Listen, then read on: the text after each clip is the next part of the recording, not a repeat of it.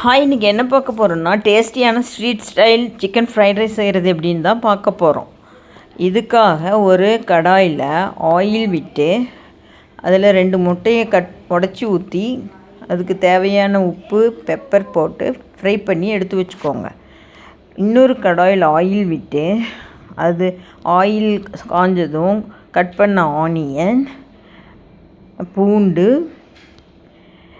Carrot, beans, முட்டைக்கோஸ் சேர்த்து தேவையான உப்பு சேர்த்து நல்லா ஃப்ரை பண்ணுங்கள். இது ஃப்ரை ஆனதும்